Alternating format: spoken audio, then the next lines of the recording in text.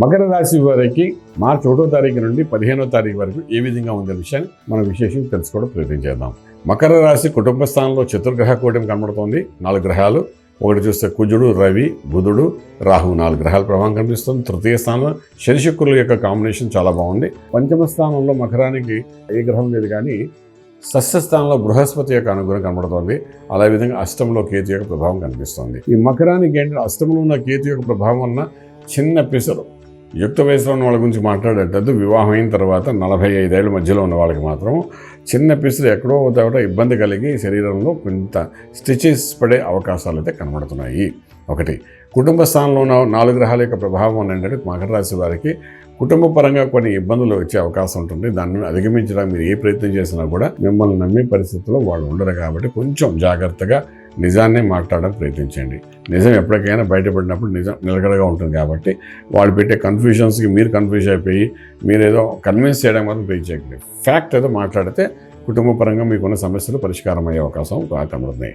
ఆర్థిక విషయాన్ని వచ్చినప్పుడు పెద్దగా మార్పులు ఏం కనిపించట్లేదు. అలాగే వ్యాపారస్తులు తీసుకోండి, వాళ్ళు కూడా ఉన్న వ్యాపారాన్ని నచ్చిపోయినా ఏదైనప్పటికీ అదే వ్యాపారం అలాగే నిలకడగా ఉండేటట్టు చూసుకోండి. ఇంపోర్ట్ ఎక్స్పోర్ట్ వ్యాపారం మీద ఇన్వెస్ట్మెంట్ చేయకండి. అలాగే షేర్స్ మీద కూడా ఏమాత్రం ఇన్వెస్ట్మెంట్ ప్లాన్స్ అయితే ముందుకెళ్ళకండి. ఎడ్యుకేషన్ చదువుకునే విద్యార్థుల ఎవరికైనా విదేశాలకు వెళ్ళి చదువుకున్న, స్వదేశంలో దూర ప్రాంతాల్లో వెళ్ళి చదువుకున్న విద్యార్థులు కూడా అనుకూలమైన వాతావరణం కనిపిస్తోంది. అలాగే విదేశాల్లో చదువుకుంటున్న విద్యార్థులకి కొంతవరకు ఏదో ఒక చిన్న ఉద్యోగం వచ్చి మానసిక ఒత్తిడిని బయటపడే అవకాశాలు అయితే కనబడుతున్నాయి. ఓకే, ఇక విదేశాలకు వెళ్ళి సెటిల్మెంట్ అవ్వాలి, అక్కడ వ్యాపారం చేయాలనుకున్న వ్యక్తులు ఎవరైతే ఉన్నారో వాళ్ళకి ఇది సరైన సమయం కాదని చెప్పచ్చు. శుభవార్తలు వింటారు, శుభమైన కార్యక్రమంలో కూడా పాల్గొంటారు. వివాహము, అదేవిధంగా గృహప్రవేశము, శంకుస్థాపన, భూమి పూజ, ఉపనయన సంస్కారాల కార్యక్రమంలో పాల్గొంటారు. మీరు మధ్యవర్తిత్వం వహించడం వల్ల మీ కుటుంబ పరంగా మీకు మానసిక ఒత్తిడి రావడమే తప్ప శ్రమే తప్ప ఫలితం అనేది మీకు కనిపించదు. చదువుకుంటున్న విద్యార్థులకు మాత్రం అంత అనుకూలంగా ఉండి వ్యతిరేకత మాత్రం ఏమి కనిపించదు.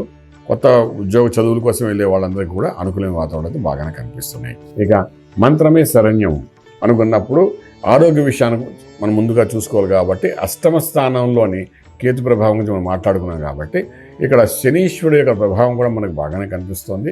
ఎందుకంటే తృతీయంలో శని శుక్రుడితో కూడా కలిసి ఉన్నాడు, అంటే మనకు యోగించే గ్రహంతో కూడా కలిసి ఉన్నాడు. కాబట్టి ప్రభావం పాజిటివ్గా కనబడుతుంది. కాబట్టి మనం ఆరోగ్య విషయానికి వచ్చినప్పుడు, మంత్ర విషయానికి వచ్చినప్పుడు మాత్రము అమ్మవారి యొక్క అనుగ్రహాన్ని పొందడం చేసే ప్రయత్నాల్లో మార్గంగా అమ్మవారి యొక్క కుంకుమార్చన చేసుకుంటూ వెళ్ళండి.